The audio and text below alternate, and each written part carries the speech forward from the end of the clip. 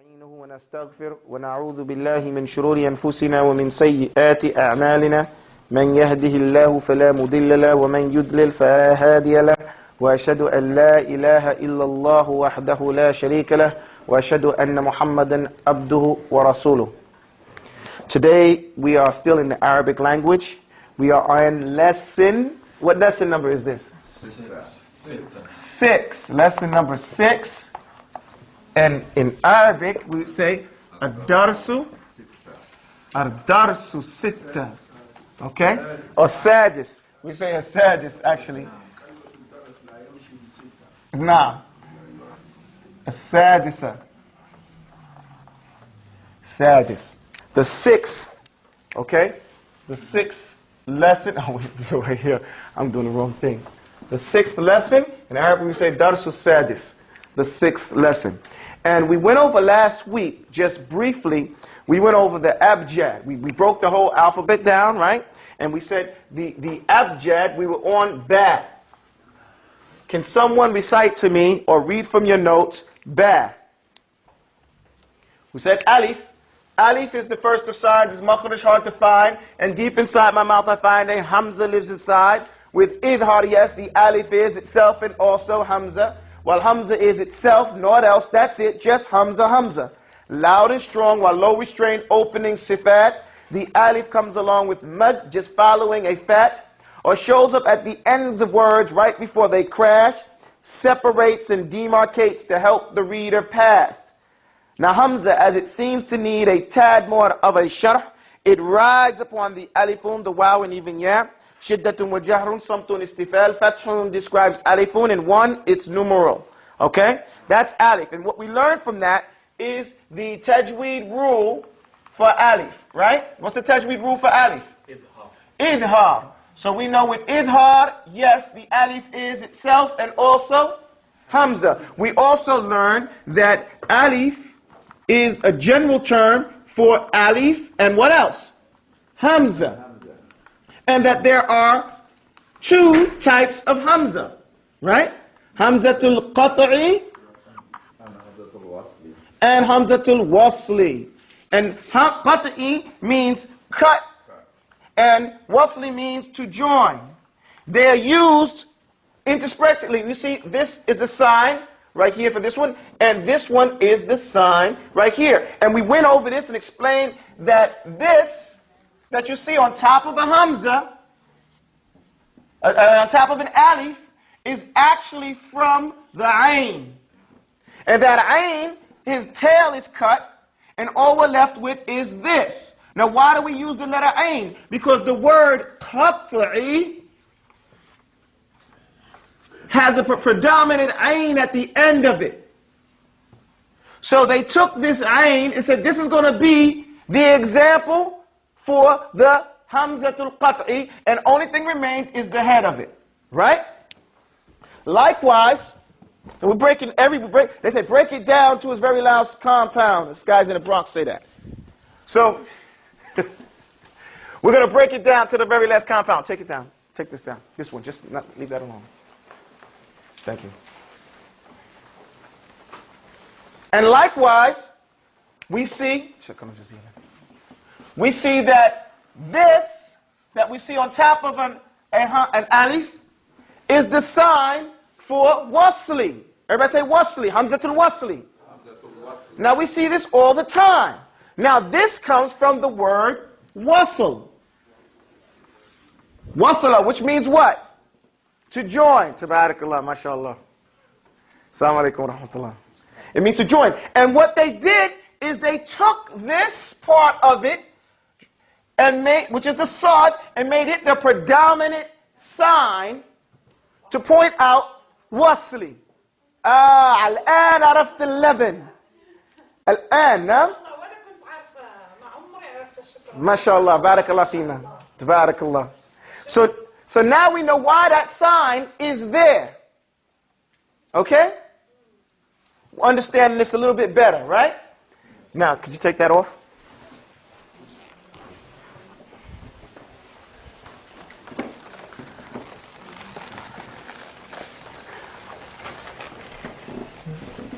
Thank you. So now, after say the alif is the first of signs, what is the numeric value? We learned the numeric value of alif. The numeric value. Every letter has a numeric value. Every letter has what? What's the numeric value of alif? 1. Okay, wahid. Okay, and we went over that in the Arabic language, a number is assigned to each letter. And when you see the back of those old classics, they'll put like a secret. They say this one was written in Ta-Sin. And somebody says, well, what does that mean? And then they'll assign a number to each one of you, letting you know that that was revealed in the 14th year after 70 or something like that. You know, and that's how you do the numbers. So the way you want to learn the numbers, you do like this. You just alif, ba, jim, dal, 1, 2, 3, 4, ha, 5, wa, 6, zay is 7, and all the way down. Abjad, hawaz, huttiya, ha, ta, ya, 8, 9, 10. Sa, fa, sad, ain, fa, sin. So this will be 20, 30, 40, 50. You don't have to write this down now. I'm just giving us an example right here. You'll learn them all in their place. I'm just showing you now the power of the Arabic alphabet, what we're supposed to be able to get. Because remember, this whole poem, this whole lesson plan here is to teach us just one part of the lesson. We're learning the harf, right? Arabic is broken down to how many parts? 3 parts. 3 parts. There are 3 parts of the Arabic, all of Arabic. What are those 3 parts? Ismun, which is the first one, right? Yes. What does ismun mean? It's a noun. It's a super noun. What'd you say? Super noun. Super noun, okay. Noun plus a Super noun. It is not a noun. Why is it not a noun? because it gives descriptions. Description also. It's more strength, it has more power than the American or Western noun. What is American Western noun? Person, place, or thing. What is the Muslim noun? Description. Person, place, or thing, description or adjective as they say. It includes everything that they have in that is not an action word. And that is not a word a connector. Right? So it's extra powered. Super noun. That's one point. What's the other part of the Arabic alphabet? Fi'lun. What is a fi'lun? Verb or action word. Verb. And what is a verb? Because since we never learned that in American school, we never learned what a verb was. What is it? Action word. Action word. An action word. Any word that points to an action. Give me an example. Come on, give me an example. What am I doing here? I'm walking, right? Let's run, walking. Run, walk, talk. Anything that you do is an action. Okay? So that's a verb. And what is the last one? Harfun. And it's called the harf because it's so small. It's only a piece. Okay? And the harf, it is broken down into 3 types. There are 3 types of harf. What are the first type? What is it? Basic letter. The basic, what do we say? Basic letter. Basic letters. We're supposed to know this like the back of our hand. What is the second type of harf? Letters with meaning. Letters with meanings. What is the third type? Connectors. Connectors. And this is the basis of what we're dealing with now. As a basic letter, there are certain things we need to know about that. Every basic letter, now we have to know the tajweed rule. Before we even get to the tajweed rule, we have to know the sifat of every letter. Right? We have to know how to describe every letter. Description. That's what you have to know. After that, you have to know how to pronounce it, right? Which is what they call the makhraj. The makhraj of every letter. Yarhamakumullah. Right? Then we have to know the tajweed rule of every letter. Right? What else do we have to know? We have to know the numeric value. How do we know we're getting all of this? Because we go to the poem and it says, with Bismillah, Alhamdulillah, then blessings on the Prophet, I'll have my say with you today concerning orthographics. Descriptions of their numerals, points of articulation, as each one comes in, and these are the 2 points of articulation. How it's pronounced by itself, and how it's pronounced when teamed up with other letters. That's the points of articulation. As each one comes and as it does, it has its own sensation. So this is what we need to know just with the basic letters. Do we know that for each letter? No. So we have to start all over at the beginning. Erase this, please. And recognize this is what we're doing. Because we don't have this. Take this off too. Then we can go to the ismun, and then we can go to the fi'lun, and we can learn about the alphabet in a not just the alphabet, the Arabic language in a comprehensive format. Hey, you erased mine. That's okay. Get this one here too. Okay, no. Okay, so now, just as a quick review again, we said alif, its numeric value is what? 1. Its tajweed rule is what? Are we going to get into what idhar is? No. Why? Because we're setting you up to be a winner. Knowledge, with its great benefit, has to be taken stair-stepped. One thing precedes the next. As you learn this, when you go on after this class, after learning the alphabet, you go to learn tajweed from a sheikh. The sheikh over there teaches tajweed.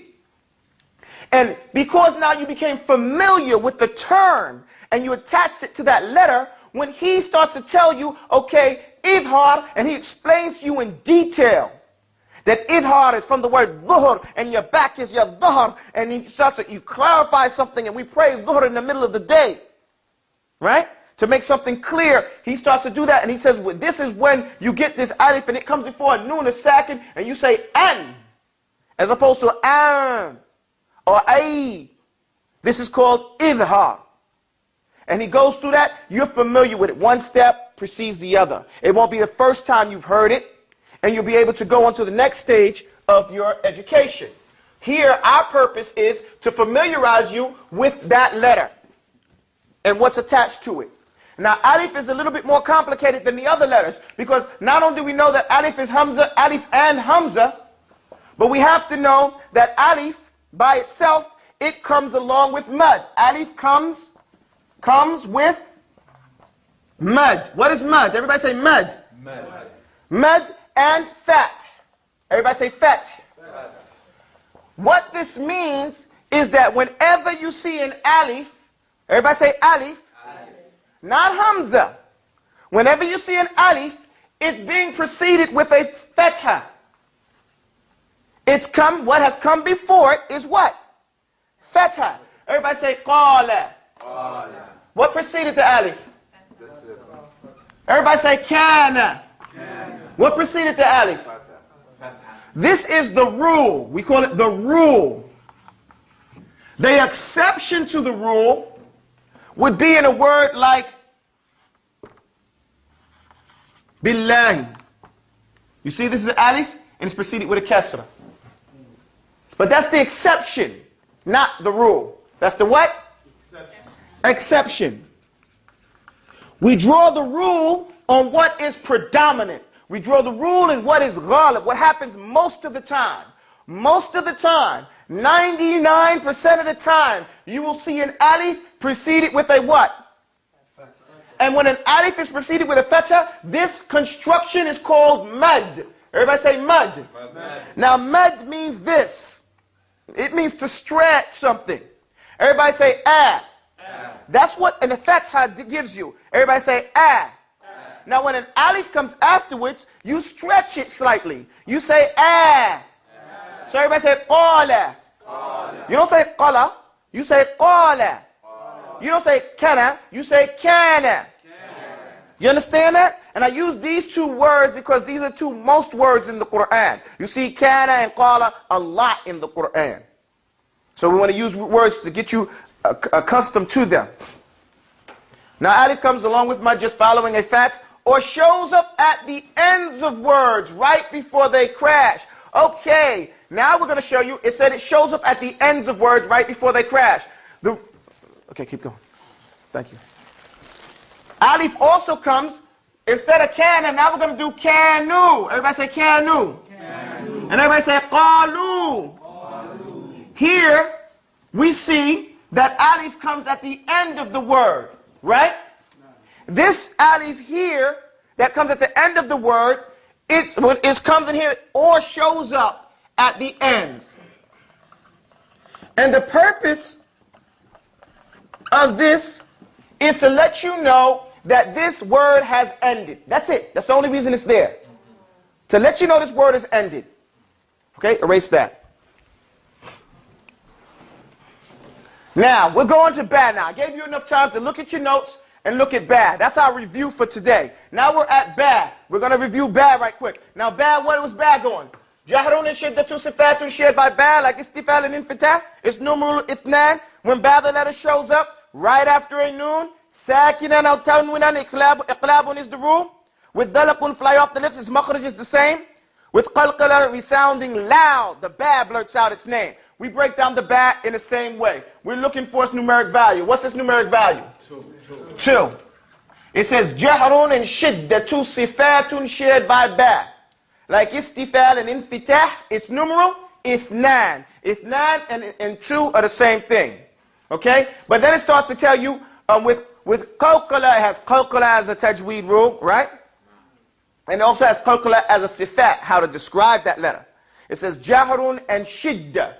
Jahrun, everybody say jahrun. It's to say something loud. Shidda, everybody say shidda. It's to say it with strength. These are two sifatun shared by ba, meaning they're also in alif. Like istifal, everybody say istifal. And infitah. It's numeral. Now, istifal means to keep your tongue flat. Everybody go like this. Say ba. And keep your tongue flat. Now raise your tongue. Okay, ba. That's not the ba we're looking for. So ba has to keep the tongue low. Okay? Shidda, you have to say it with strength. Infitah, you have to open your mouth like a what? Door. Like a door. It's numeral ithnan. When ba, the letter shows up right after a what? Noon. Why did we mention noon? Somebody tell me. Not the sheikh. Nobody knows. Okay. Nobody remembers last week. We said tanween and we said noon. Noon sakin. Everybody say noon sakin. This is the basic for all tajweed. Tajweed surrounds, basic tajweed surrounds understanding how the letters are affected when they are standing next to the letter what?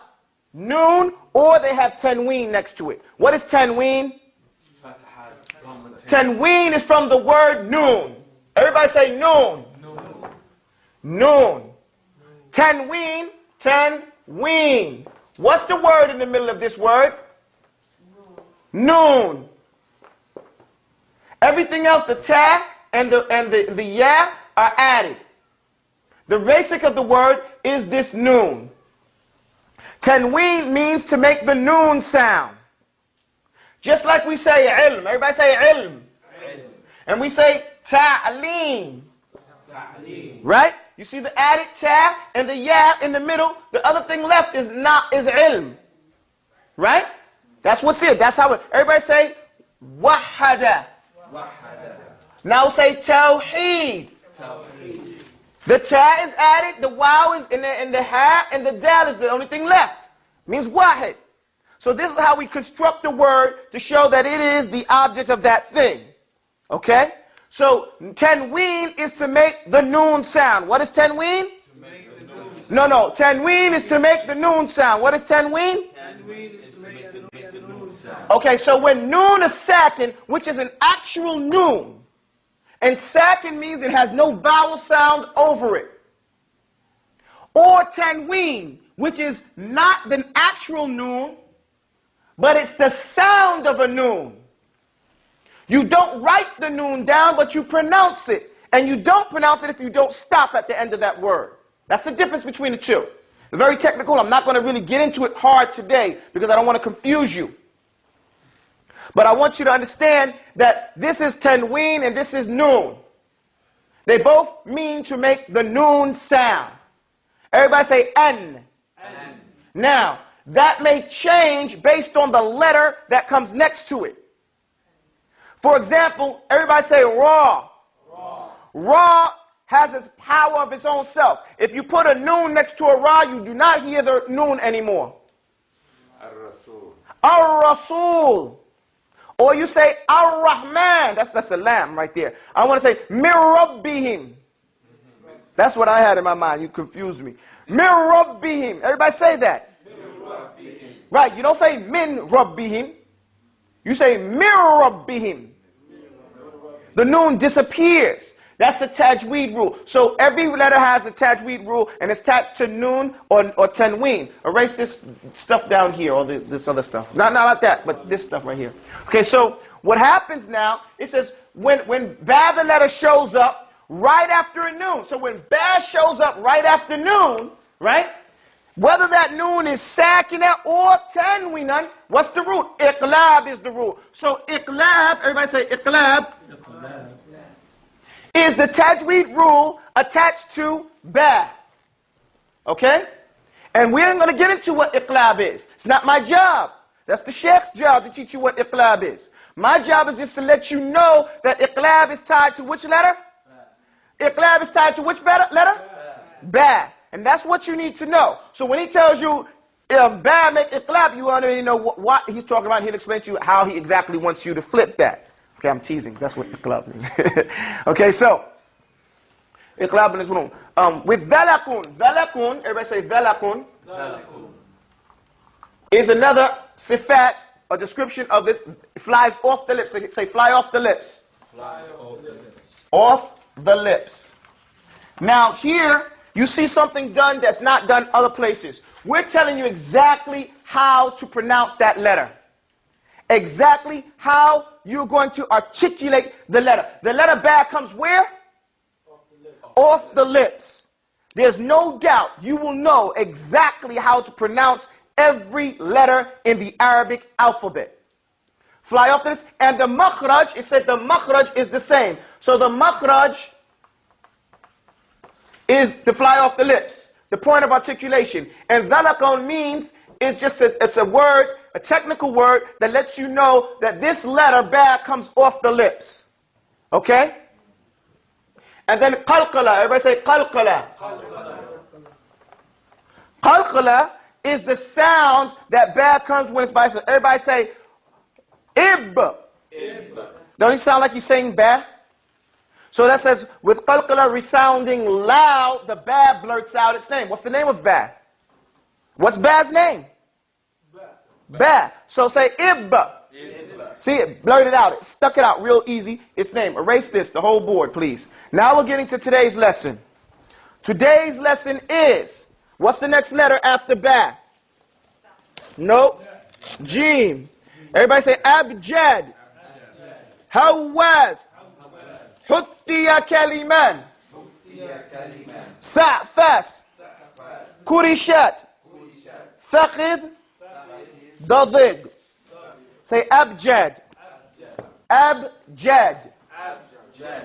Abjad is the first. Oh, this is kind of wet. Thank you. Abjad is the first letter that we're dealing with. And abjad is how you say alifun, ba, jim, and dal. Say abjad. Abjad. Abjad. Let me get that, please. And I'll put this here because I want you guys to know it. All right? Say abjad. Abjad. And I want to focus on that. Abjad. Abjad. Everybody say abjad. Abjad. Now, that means we're going to go over the alif, the ba, the jim, and the dal. Okay? But today, we're just going to go over the jim. We're going to go fast. So pay attention. He says, mix qalqala. This one, he writes it as though it's making a potion. Mix qalqala, everybody say it. Mix qalqala With samtun. with samtun. Then a fathun. Then fathun. Istifal. Istifal. Add shidda. Shidda. I mean, more people in here than that. To a jahrun. And a jimun. Wa alaikum assalam wa rahmatullah. Has begun. Complete the jimun using. Complete the jimun using.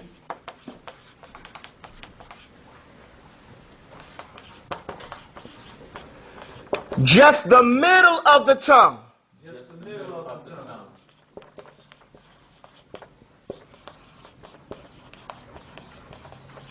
Then raise it up. Raise it up. Enunciate. Enunciate. The jimun should be done. The jimun should be done.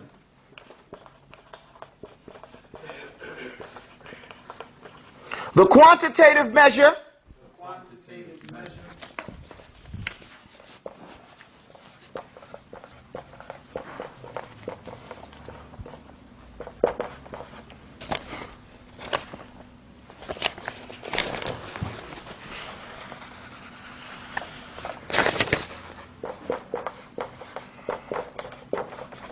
Measure for the ikhfa in the gene. Now we're losing people. Is that it's equal to a 1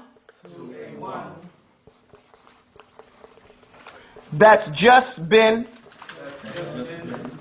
multiplied by 3. Okay, seems like a lot. We're going to get it done. It starts off, mix qalqala with samtum, then a fathun istifal, add shidda to a jahrun, and a jimun has began. Complete the jimun using just the middle of the tongue, then raise it up, enunciate. The jimun should be done. The quantitative measure for the ikhfa in the jim is that is equal to a 1 that's just been multiplied by 3. Let's go over this word for word, point by point, and we'll get it done. Mix qalqala with samtun. Everybody say qalqala. These are the sifat, or the descriptions of the letter jim. Say qalqala, samtun, fathun, istifal, shidda, and jahrun. Those are the sifat. Those are the descriptions of them. When we talk about the descriptions, we're talking about those things that you have to bring with past just pronouncing the letter. Okay? Let me explain. Qalqala, everybody, qalqala is a beating sound. Okay? Qalqala is a beating sound. What is qalqala? Say the whole sentence. So that means that the letter jim, it beats. Everybody say ajj. Al-hajj. You hear that sound? That ajj at the end? That's the qalqala. Okay? Now samtun is a type of restraint. Okay? It's restraint. You hold the letter. Say ajj. You have to hold it in. Then it fathun. Say ja. If you say ja, your mouth is too much. So you have to bring it out. You have to open your mouth like a doorway. And it's the fail. Your tongue has to be flat. Everybody say ja. You see your tongue is flat? Ja. When you open your mouth, your tongue should be at the bottom. Shidda, you have to say it with strength. And jahrun, you have to verbalize it loud. Okay? Now he says here, it says, mix qalqala with samtun. Then a fathun istifal. Add shidda to a jahrun, and a jimun has begun. He didn't say it was complete. He said this jimun has begun if you know the sifat. Why it's not complete? Because you have to know the makhraj, the point of articulation. So he says, complete the jimun using just the middle of your tongue. Look at my tongue. The middle, across the middle. The way the jim, that every letter has a different way of being pronounced. The jim, it goes up. It sucks up. Ijja. The sound, the wetness of the middle of the tongue touches the roof of the mouth. And as it pulls away, the sound comes. If you raise it up, say id. If you don't remove your tongue from the top, the sound of the jim does not come out. So that istifal has to come, that separation has to come. And it has to be moist. Say ijja. Say ja. Al-hajj. Now try and keep your tongue up. Say al-hajj. You don't hear the jim, do you? Because the sound comes through what? Through pay attention, people. The sound comes through separating the tongue, the middle of the tongue from the top to the bottom. That istifal is very important. And that fathun. Say hajja. You see? That fathun, you have to open your mouth like a what? Like a doorway. And your tongue has to be what? Flat, low in your mouth. This is how. Complete the jim using just the middle of the tongue. Then raise it up. It's telling you to take your tongue, raise it up, enunciate. Enunciate is that separation. That's when you blow the air and you make the sound, and that's something. You don't let the air go at one time. So, you say, ijja. So you raise your middle of your tongue up, the middle of your tongue up, and you enunciate is that separation. The jim should be done. If you do it right like that, now you have properly pronounced, with detail, dabtan, how to pronounce the letter jim. Okay? Just raise it up, enunciate, the jim should be done. The quantitative measure, what does that mean, the quantitative measure? Come on, some of you engineers and scientists in here. What is quantitative measure? What'd you say? The amount. Quantitative measure is a big word or two big words to mean the amount. The numeric value. Okay? The quantitative measure for the ikhfa. Why did he say ikhfa? That's the tajweed rule. The tajweed rule for ba is ikhfa. Now again, it's not my job to tell you what ikhfa is. Okay? It's not my job. But I'm giving you hints. Ikhfa, I'm not going to tell you exactly what it means. The sheikh, he's going to teach you all what ikhfa means. But ikhfa is tied to ba. Okay? I'm sorry, to jim. Astaghfirullah. Iqlab is ba. Jim is ikhfa. Ikhfa, jazakumullah khair. It's also with ba too. Iqlab is in ba.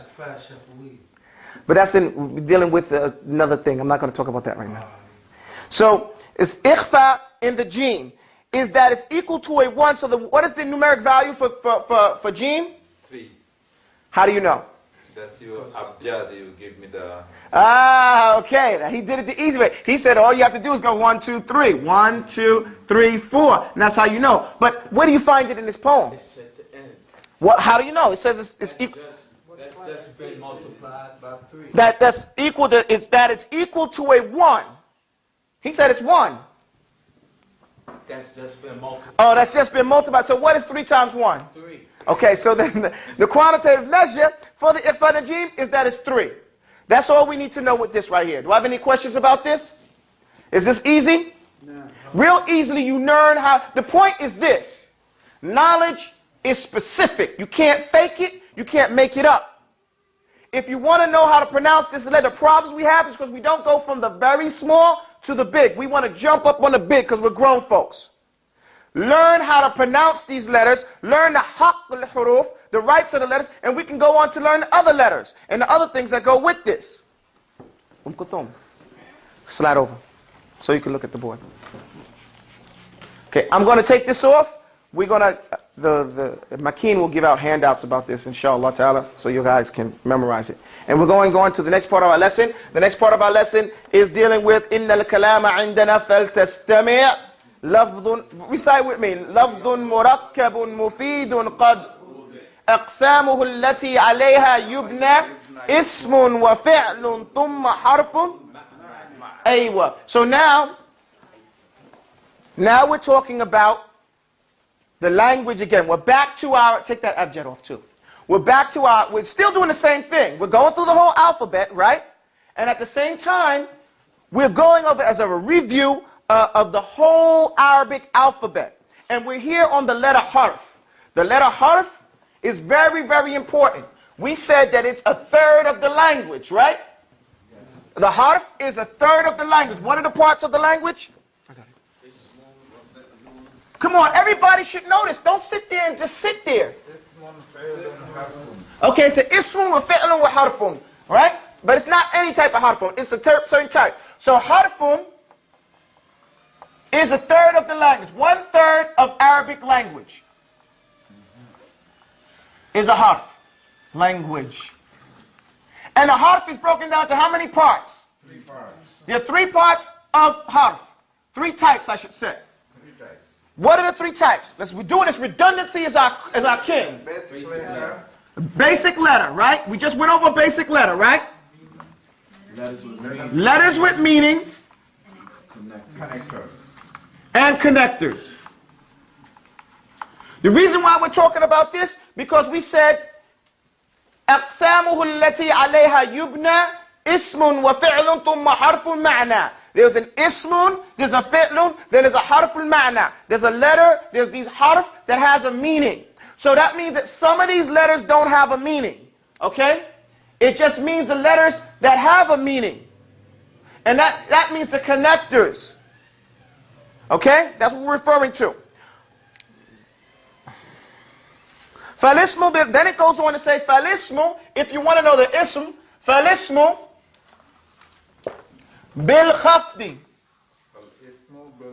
Khafdi. Wa bit tanween.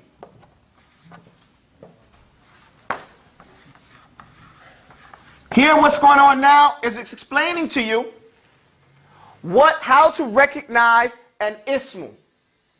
فالاسم بالخفض وبالتنوين أو دخول ال يعرف فقف ما قفاه.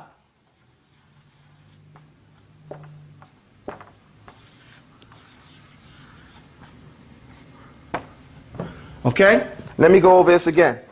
Recite it. فالاسم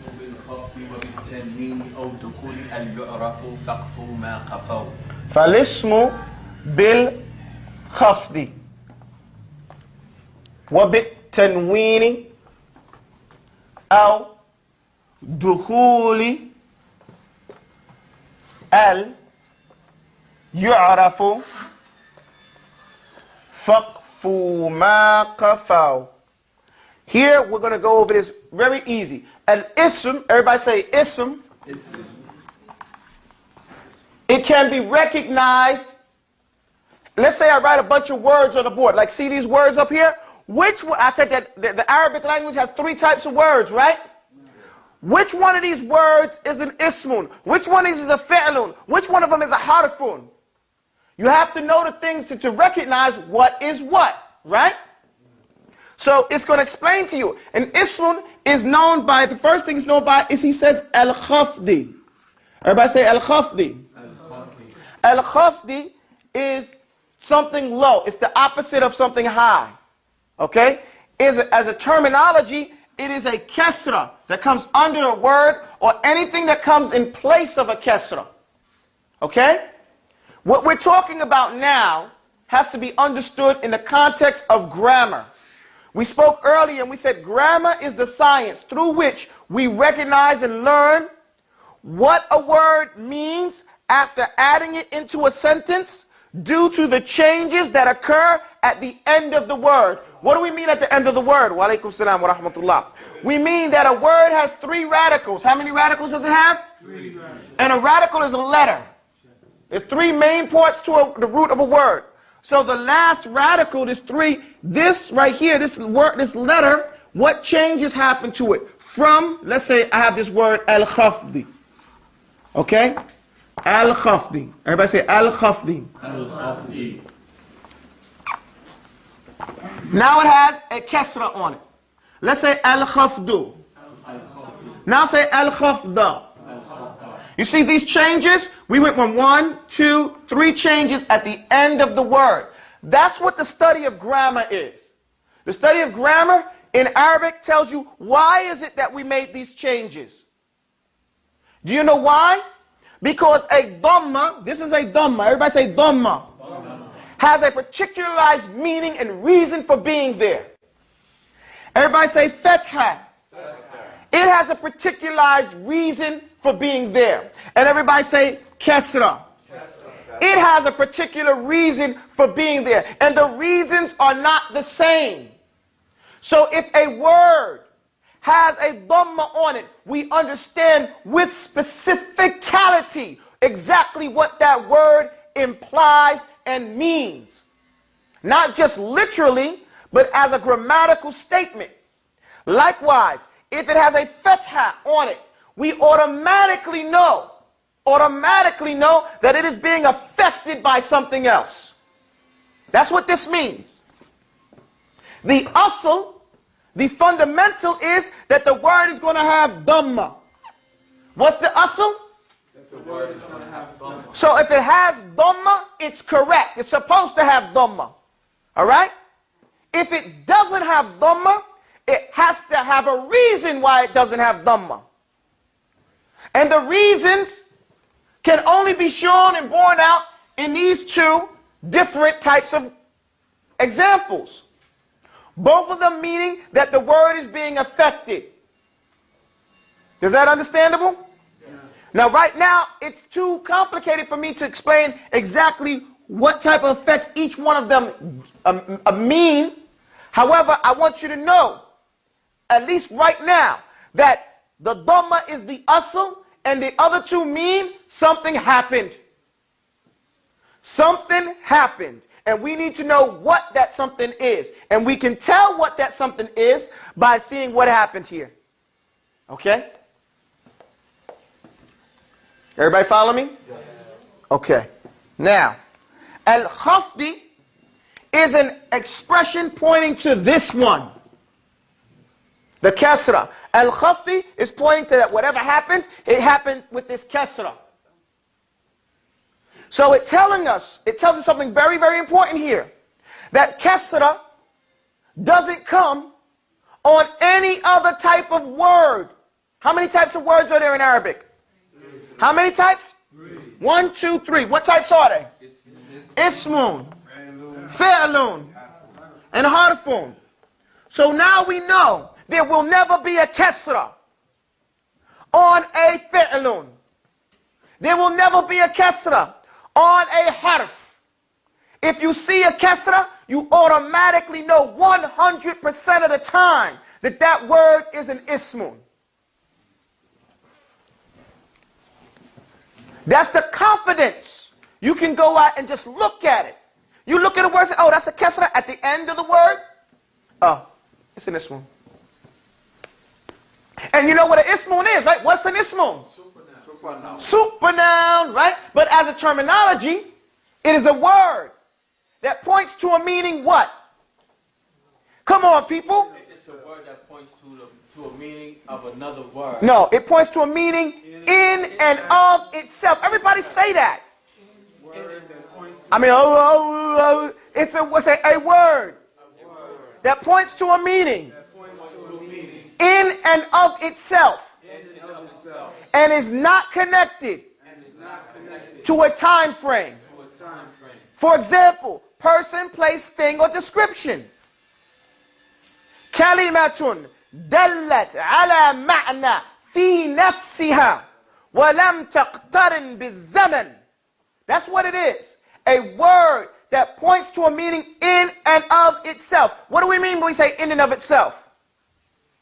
We mean by that we don't have to need another word to understand what we're talking about. That word is so strong, when we say it, its meaning is independent of anything else. Like when we say Islam, there is no other word that means Islam. So that word Islam has a meaning in and of itself, independent of any other words. And it's not connected to a time frame. So, When we see this kasra, we'll go back here. This little bitty kasra lets us know all of that. Ismun. We know khafdi is tied to an ismun, and it's not tied to any other type of word. That's very important. You'll find its importance later on, inshallah. Erase this right here, please. Excuse me, sir. Yes, sir. Can I ask you a question? Sure, you can do it without the heading. Just ask. This one, Fakfu Ma. Faqfu ma qafal. Yes, sir. Yeah, I need to understand that. Faqfu al-qufuwa, al-qafwa is to follow. This part of the poem right here, Faqfu ma qafal, is in order. It means follow the path of those people who went before you. Okay? Usluk tariq as-salaf as-salih. Follow the path of those of the ones that set before you. Meaning, this is Arabic language. You don't have to make it up. It's not the science that you, it's not like usul al-fiqh, where you can derive something and istinbat, right? This is a science that is naqlan. Everybody say naqlan. Naqlan means that it's passed down. Abin an jad. From grandfather to son. Okay? That's how it comes down. You don't have to say, well, let me think about it. You ain't got nothing to think about. Faqfu ma qafal. Follow the path of those who went before you. There's no brain matter here. It's strict memorization. That's what it is. Learning what the rules are, you cannot break them. It's not like that. Unless you have a poetic license and, you know, it looks like this. No, I'm teasing. No, but that's what that means. Faqfu ma qafal. Is it time for the adhan? Okay, good. So here, that's what that means. Does that answer your question, sir? What's the structure of the grammar? Faqfu is a fi'l al-amr. It's an order, right? The waw here is right here is for the plurality of it. The alif is why. Why is the alif there? What's that matter? Hold on. What's the alif there for? End of the word. To let you know the end of the word. We already know that, right? By learning alif, we know the alif is there just to let you know the word is ended. Fa is for fasiha. Okay? So then, follow. So iqfu, follow the path. And ma is alladhi. It comes with the ma al-mawsula.